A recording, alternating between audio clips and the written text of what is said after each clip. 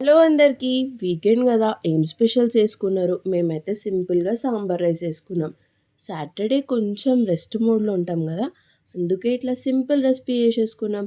First ఒక కుక్కర్‌ల 1 cup rice, half cup కందిపప్పు, half cup ఎర్ర కందిపప్పు వేసుకొని 2 టైమ్స్ వాష్ చేసి దీనిలోనే 4-5 గ్లాసెస్ వాటర్ యాడ్ చేసుకొని, పసుపు, అల్లం వెల్లుల్లి పేస్ట్ యాడ్ చేసి 4-5 విజిల్స్ వచ్చే వరకు కుక్ చేసుకొని పక్కన పెట్టుకోండి. ఇప్పుడు ఒక బొగాన్‌ల ఆయిల్ ఏసుకొని అది వేడి కాంగానే జీలకర్ర, ఆవాలు, కరివేపాకు, ఎండుమిర్చి కూడా ఏసుకొని పొడుగ్గా కట్ చేసుకున్న ఆనియన్స్, వెజిటబుల్స్ అయితే మీ చాయిస్.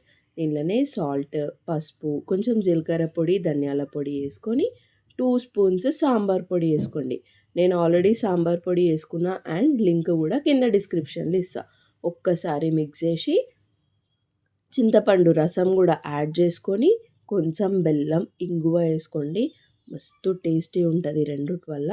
ఇక ముందే కుక్ చేసుకున్న రైస్‌ల కొన్ని వేడి నీళ్ళేసుకొని అది లూజ్ చేసుకొని ఇప్పుడు దీనిలో ఏసి మిక్స్ చేసుకొని ఒక 5-10 మినిట్స్ బాయిల్ చేసి పైనుంచి నెయ్యేసుకొని బౌల్‌కి షిఫ్ట్ చేసుకొని అప్పడాలు లేకపోతే బూందీతోని తింటే మస్తు టేస్టీ ఉంటది. ఇంకెందుకు లేట్ మరి ట్రై చేయండి.